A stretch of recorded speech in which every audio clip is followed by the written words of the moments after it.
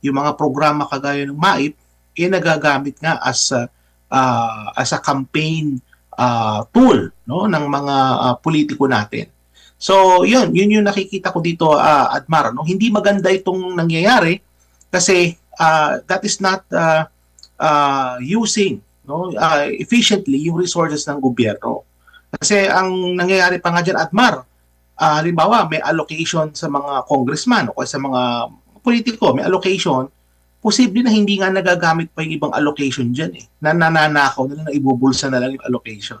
So, hindi maganda yan from the point of view of efficiency and use of limited government resources at na parang bumabalik tayo dun sa sistema before the Universal Healthcare Act. Ibig sabihin, mas binibigyang importansya ang palakasan sa mga politiko. No? So makikita nyo dyan na mula 2019, 2020, hanggang sa kasalukuyan, patuloy na tumataas yung allocation ng budget na napupunta sa sistema na tinalikuran na ng ating sistema. Kumbaga, hindi na itong sistema ngayon, iba na. Pero bumabalik tayo sa nakaraan. So yun yung problema dyan.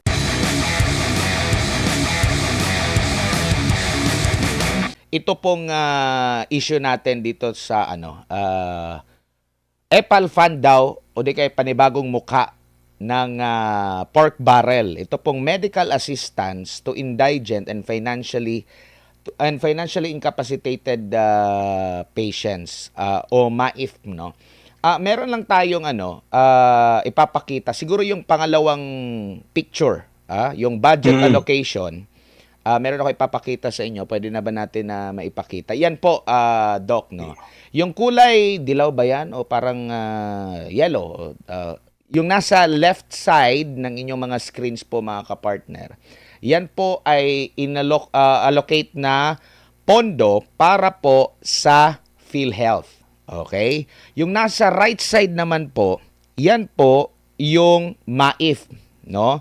Para simplihan lang po natin, ito daw pong MAIF, ito yung mga hinihingi na guarantee letters, no, sa mga politiko. Yung next slide muna. Okay? Next slide. Dalawa lang kasi slide yung ginagamit natin. Yung nasa taas, ito daw po yung pamamaraan para makakuha ka ng pondo mula sa MAIF, matulungan ka. So dadaan ka muna, marami kang mga isasubmit, no? Yung nasa baba naman, yan yung PhilHealth na proseso. Pag ikaw po ay hihingi ng tulong sa PhilHealth, ganyan po ang proseso. Maraming pagdadaanan sa PhilHealth at ang kapansin-pansin dyan, dadaan ka kay politician. Okay? Pero bakit ganito ang nagiging modus ngayon? Na meron namang mas mabilis. Hindi na pinapahirapan natin yung ating mga kababayan. Pero yet, balik natin dun sa unang slide, kapansin-pansin na noon, mas malaki talaga ang pondo ng PhilHealth. Pero nitong mga nakalipas na 3 taon, mas mataas pa yung MAIF. Tapos, last year, wala talagang pondo na ibinigay po para sa PhilHealth. And this year, gusto pang taasan pa ang MAIF. Halos kapantay na nga nitong PhilHealth. Your thoughts on this dito po, Doc? Nakabubuti po ba ito? And at the same time, mayroon ba itong implikasyon sa atin pong ekonomiya? Well, we have to understand that, Mar, na yung Universal Healthcare Act, which essentially guarantees healthcare access to every Filipino, ito yung sitwasyon, tung sa kaso ng MAIF, ito yung sitwasyon na gustong i-address ng Universal Healthcare Act. Kasi before the Universal Healthcare Act, ang kalakaran sa pagkuha, sa pag-access sa serbisyong medikal is palakasan system. Ganun nung araw, Admar, palakasan yan. So, halimbawa, ikaw hikaw sa buhay, gusto mo magpagamot, ang problema, pumunta ka sa public hospital, hindi naman lahat kino-cover. Kailangan mo pa rin pumili ng gamot. Halimbawa, Admar, no? Halimbawa, yung surgery. Yung surgery covered ng gobyerno para sa mga mahihirap pag pumunta ka sa isang government hospital. Pero yung mga gamot, kailangan mo pa rin bumili. So, mayroon tinatawag na out-of-pocket cost. So, ang mangyayari nung araw, Pag wala kang pera, lalapit ka kay congressman at bibigyan ka ng guarantee letter, punta ka na sa PCSO at doon makakakuha ka ng tulong, no, para maka-access ka sa serbisyong medikal o makabili ng gamot. So ganun yung kalakaran noon. Now, the Universal Healthcare Act aimed to avoid that situation by guaranteeing access to healthcare para sa lahat. So hindi lang ito, Admar, para sa mga kababayan nating mahihirap, bagamat ito'y para sa lahat ng Pilipino, no, regardless of your status in life. So yan ay in line with the healthcare systems ng napakaraming bansa. Kagaya dito halimbawa sa Canada, ganun yung sistema, Admar. Universal healthcare, libre lahat, Admar. Libre yan. Sa mga mahihirap, pati gamot, libre. Hindi mo na kailangan dumaan pa sa politiko, makakatanggap ka na lang ng mga benepisyo. No? So, ganun lang. Mag-a-apply ka lang sa government agency and then aprobahan yun based on your income and then from there, you can access free medicine. Not to mention na para sa lahat dito, libre ang healthcare services. No? Libre po yan. So, sa kaso sa Pilipinas, yun nga ang goal ng Universal Healthcare Act, which is para ma-cover. No? At siyempre, PhilHealth ang naging pamamaraan para maisakatuparan yan. Ngayon, ang nakikita natin doon sa datos, pakita nga natin yung graph na kanina. No? Yung merong chart ng yan. No? So, makikita natin dyan na parang bumabalik tayo doon sa sistema before the Universal Healthcare Act. Ibig sabihin, mas binibigyang importansya ang palakasan sa mga politiko. No? So, makikita nyo dyan na mula 2019, 2020, hanggang sa kasalukuyan, patuloy na tumataas yung allocation ng budget na napupunta sa sistema na tinalikuran na ng ating sistema. Kumbaga, hindi na itong sistema ngayon, iba na. Pero bumabalik tayo sa nakaraan. So yun yung problema dyan. And that, Admar, reflects the weakness of the president. Bakit ko nasabing weakness? Kasi he's giving into pressure from congressmen. Yan yung nangyayari dyan. Kasi syempre, ganito yan. Kung ako, politiko, at syempre kampanya, no? Kailangan ko manalo, kailangan ko makakuha ng mga boto. Alam mo naman ang kulturang Pilipino, meron tayong tinatawag na kultura ng utang na loob. So halimbawa, kung natulungan ako ni mayor o natulungan ako ni congressman, tatanawin kong utang na loob yun, lalo na kung napaopera ako, o kaya napagamot yung nanay ko, napagamot yung kapatid ko, yung anak ko, tatanawin kong utang na loob yan kay mayor o kaya kay congressman o kung sino man politikong tumulong sa akin. So, yung pondo na yan, yung sa MAIP na yan, nagagamit yan for that exact purpose. Ang tawag natin dyan, Admar, ay clientelism. Ang tawag po dyan. So, ibig sabihin yan is merong exchange na nangyayari. So, tutulungan ka ng politiko, pero in exchange, kailangan susuportahan mo siya.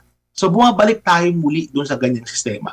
Makikita nyo nung panahon ni dating Pangulong Duterte, makikita nyo nung time na yan, Admar, na hindi ganun kalaki ang pondo ng MAIP, hindi ganun kalaki. Kumbaga, we have the Universal Healthcare Act through PhilHealth na na-address yung issue na yan. And yan, makikita mo nung panahon ni Marcos Jr., dramatic yung pagbaba, no? Yung pagbaba ng pondo ng PhilHealth at dramatic din, no? Yung pag-increase ng pondo na napupunta dyan sa MAIP na yan. So, naipapakita po nito, mga kababayan, na how Marcos Jr. is giving in to the caprices and whims of the congressmen. No, ganun po yan. Yan ang naipapakita niya. Kasi kung ang presidente natin ay firm, no, hindi siya papayag na nagagamit yung pera para sa clientelism, hindi magiging ganyan ang takbo ng datos, Admar. So that actually reflects on the kind of leadership that we have right now. No, so yun yung papakita niya.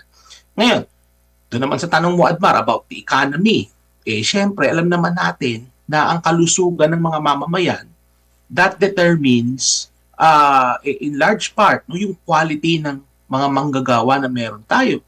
Kapag ang ating mga manggagawa ay sakitin, no, at hindi nakaka-access ng serbisyong medikal, makaka-apekto ito sa kalidad ng workforce natin. Kaya kasama sa pagkakaroon ng isang matatag na ekonomiya, kinakailangan meron tayong matinong healthcare sector. At yung katinuan ng healthcare sector natin ay nadidetermina yan doon sa pagpopondo na nanggagaling sa gobyerno. So nakikita natin na yung pondo ng PhilHealth bumaba, no? At kinuha nga nila yung 60 billion at sinabi ng Supreme Court ibalik yung 60 billion na yan. Ayan magandang step yan, no? Yung inutos ng Supreme Court. Pero kulang pa yan kasi makikita natin yung mga programa kagaya ng MAIP nagagamit nga as a campaign tool, no, ng mga politiko natin.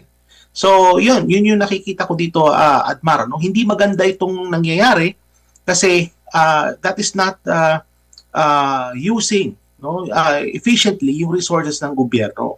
Kasi ang nangyayari pa nga dyan, Admar, halimbawa may allocation sa mga congressman o sa mga politiko, may allocation, posible na hindi nga nagagamit pa yung ibang allocation dyan nananakaw na lang, ibubulsa na lang yung allocation.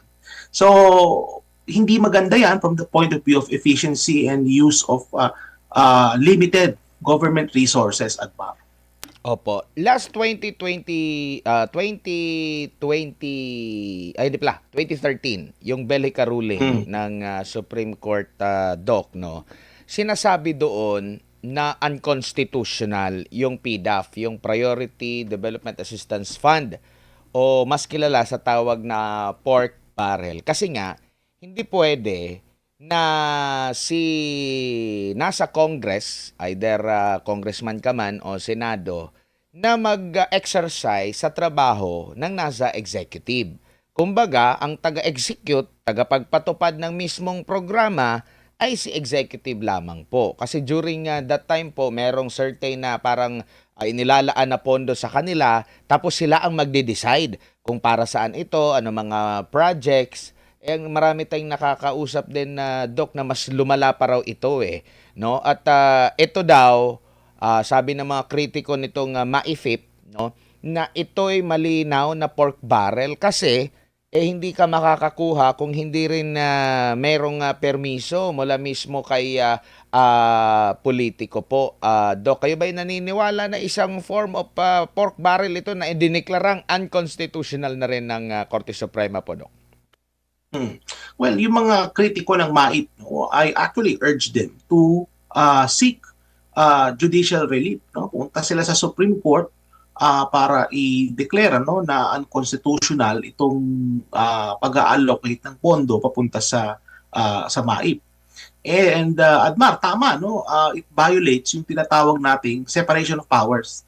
No? Kasi yung kapangyarihan ng tandaan natin, ang Congress, they have the power of the purse. Pero yung kung paano gagamitin yung pera na yan power yan ng executive. So, ibig sabihin, yung kaso ng PhilHealth, halimbawa, PhilHealth is under the executive department yan. Hindi yan under ng Kongreso, mga kababayan. So, ibig sabihin, yung decision in terms of how to allocate the funds, no, yan it rests on the executive department. So kung may nakikialam dyan, no, na taga-legislative department, kagaya ng mga congressman o kaya ng mga senador, yan violation yan, no, doon sa tinatawag nating separation of powers na naka-enshrine po yan sa ating saligang batas. Kaya nararapat po, no, yung mga kritiko yan. Kung nandyan lang ako sa Pilipinas, Admar, baka isa ako sa mga magpa-file sa Supreme Court ng pagko-question yan Kasi that clearly is a violation, no, ng ating saligang batas. Kaya dapat po maging panuri din tayo, no? Tayo bantayan natin 'yan kasi yan pag ginalaw yan halimbawa ng mga congressman, hindi nila dapat ginagalaw yan kasi that yung pag-allocate niyan, yan ay nasa discretion niyan ng executive branch ng ating gobyerno.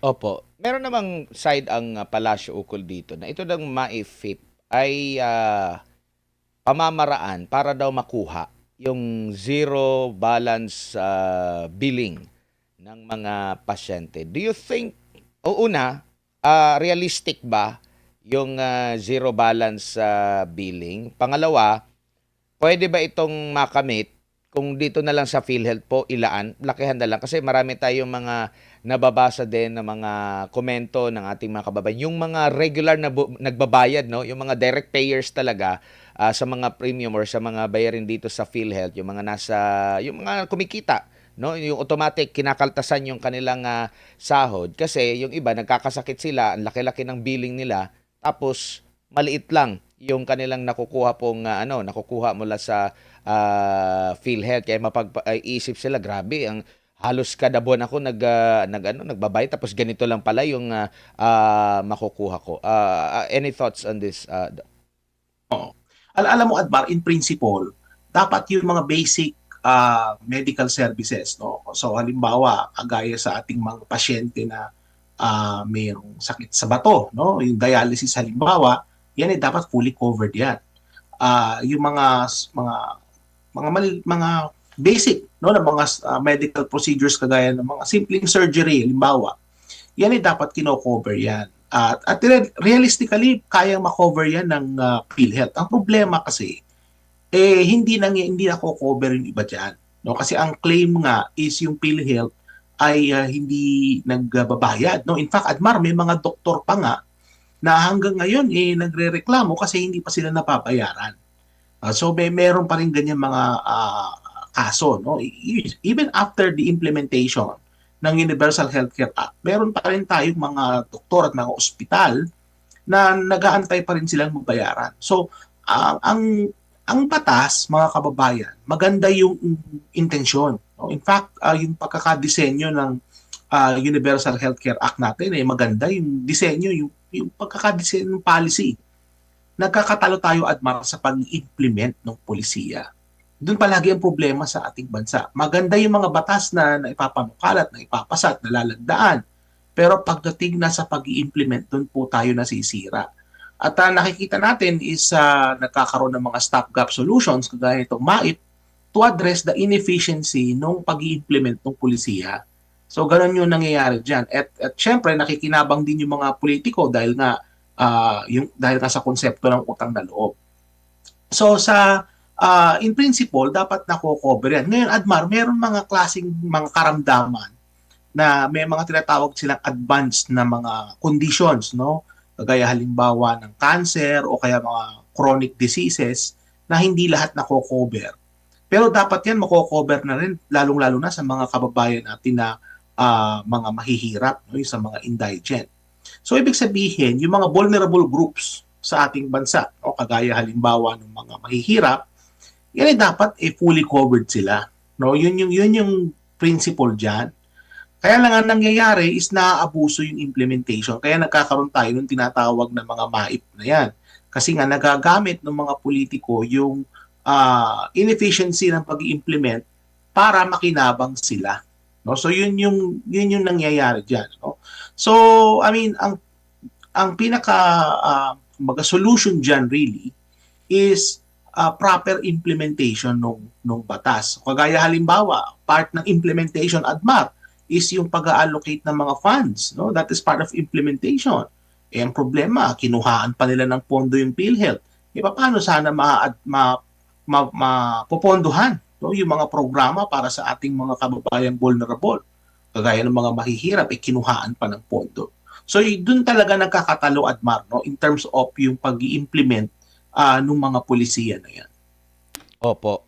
Realistic ba yung mga sinasabing magkakaroon ng surplus or sobra-sobra ang budget for PhilHealth? Tumutugma ba yan sa aktual na senaryo? Kasi ang nakikita ko, ang daming pila sa mga ang daming mga pumipila, yung mga pasyente, no? Yung iba pa diyan pumipila pa maliban sa mga ospital, pumipila kay mayor, kay congressman, sa PCSO, humihingi ng tulong. Patunay na hindi talaga sapat yung kinakaltas mula sa PhilHealth. Realistic ba na magkaroon ng surplus ang kagaya nito pong health insurance po natin na PhilHealth?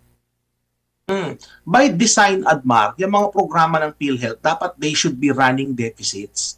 Kasi kapag nagkaroon ng surplus yung PhilHealth, ibig sabihin, hindi nagagamit yung pondo. Hindi ba? Kumbaga, for every peso na surplus niya, dapat makikinabang dyan yung ating mga kababayan na na kumbaga sila yung tinatarget na mag-i-implementa ng policy. So, kapag may surplus, ibig sabihin, may problema tayo. Ibig sabihin, yung PhilHealth, may excess funds na hindi nagagamit para sana maibaba yung premium o kaya ma-expand yung serbisyo. So, programs like PhilHealth, by design, mga kababayan, dapat talaga to nagra-run ng deficit kasi nga subsidy yan galing sa gobyerno at MAR. So, ano yan lalo-lalo na sa mahihirap. Now, kung kayo naman po ay nagbabayad ng premium, tandaan ninyo na yung premium na binabayaran ninyo dyan sa PhilHealth, to cover basic services. So, bigyan kita halimbawa, ADMA. So, kung magpapakonfine ka sa ospital, gusto mo semi-private na room, malabong makover yun 100%. Kasi ang PhilHealth, ang kino-cover niyan, yung halimbawa, makonfine ka tapos ward. So, kumbaga, kung gusto mo ng medyo extra, babayaran mo yun. So, in theory, may sufficienteng pondo ang PhilHealth para ma-cover ka dun sa mga basic na mga serbisyo. So in theory, dapat ganon. Ang problema is yun na nga, kagaya nung nangyari nung 2025 budget, no, na kinuha nila yung 60 billion at nilagay sa ibang pagkakagastusan. No?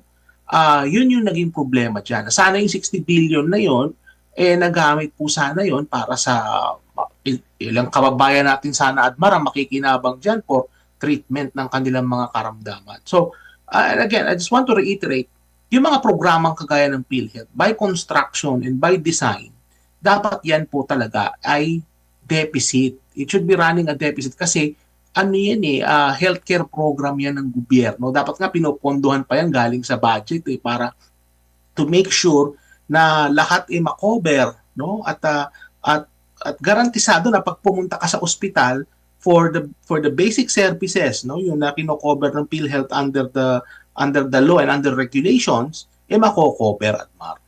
Siguro, magkakaroon lang tayo ng surplus o sobra-sobrang pondo, Doc, kung malusog na yung mga Pilipino, wala nang tayo nakikitang nagpapagamot, o di kaya hindi na sila pumipila.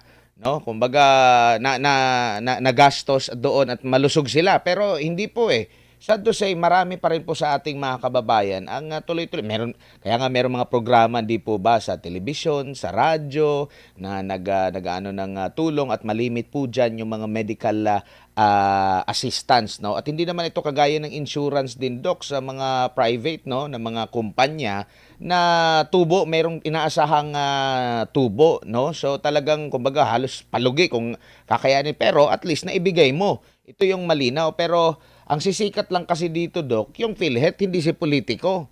O kaya siguro kailangan tayong gumawa ng pamamaraan para at least mamimigay tayo. Pero ang sistema nito, hindi nga nila pera yan, pero sila yung bumabango yung pangalan po, Doc.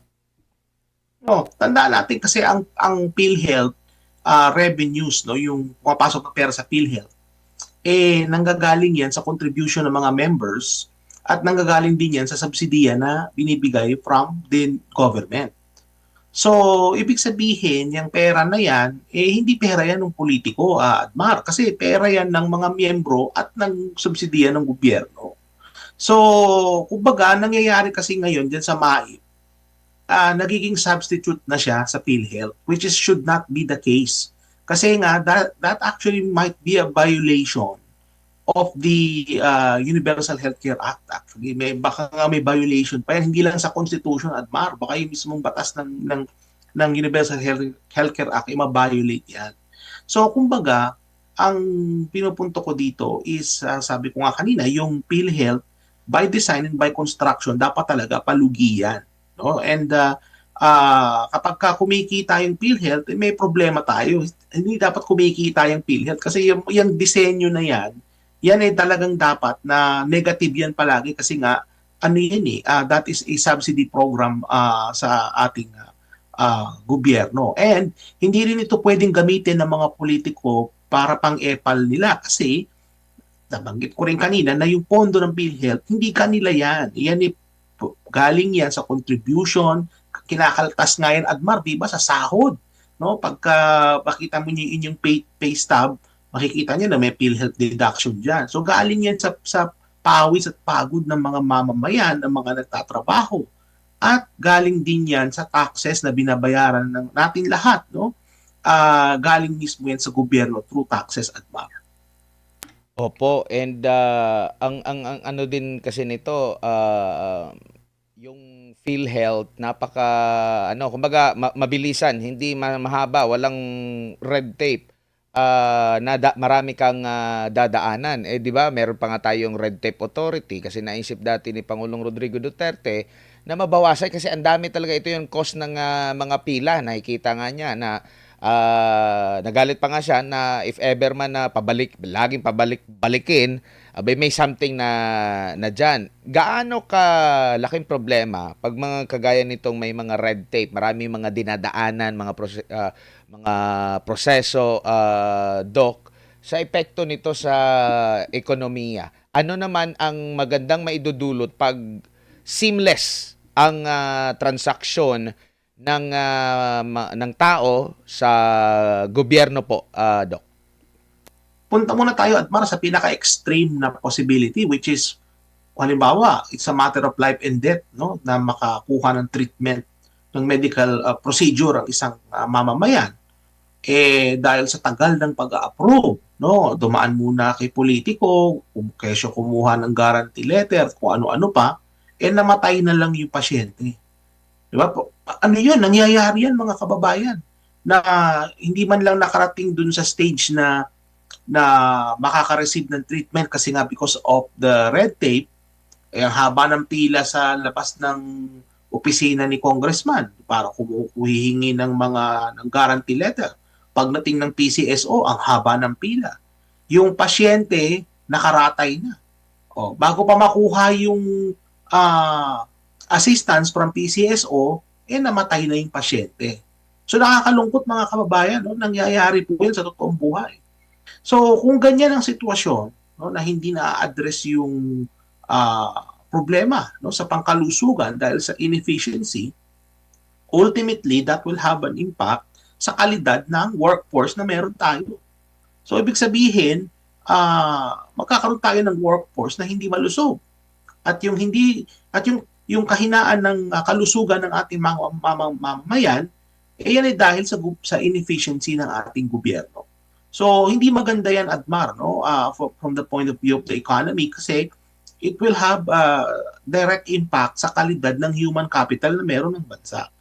So yan yung pinaka-consequence yan. At kapag mahina ang ating human capital kasi hindi malusog yung mamamayan, magkakaroon yan ng epekto sa paglago ng ating ekonomiya over the long term.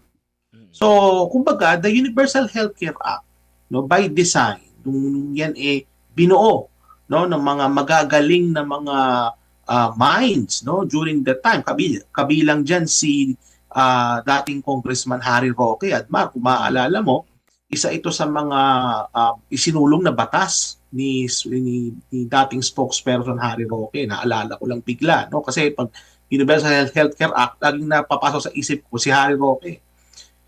Kabilang siya sa mga nagdisenyo niyan at kabilang din sa mga ibang mga congressman at that time. Maganda yung goal ng polisiya, which is really to avoid, no, yung sitwasyon na yung red tape makakaapekto sa healthcare outcomes ng ating mga mamamayan. Nangyayari ngayon, mga kababayan, bumabalik na naman tayo sa dating sistema. Hindi po maganda yan. No? That will have an adverse impact sa ating ekonomiya. Hindi lang sa healthcare, Admar, kasi pagka red tape ang problema, ano yan systemic na yan, Admar. Kumbaga, ang takbo ng gobyerno napakabagal, no, dahil dyan sa sistema ng red tape, at yan nakakahila yan sa paglago ng ating ekonomiya pababa. Kaya kinakailangan talaga, no, na muling isulong. Hindi ko nga alam, Adman, kung anong status ng red tape authority na yan under kay Marcos Jr. Sa palagay ko, parang nawala na yan, kagaya dun sa... Meron pa naman yung ARTA. Di ko lang alam kung palamuti lang ba sila or kung ano ba, no?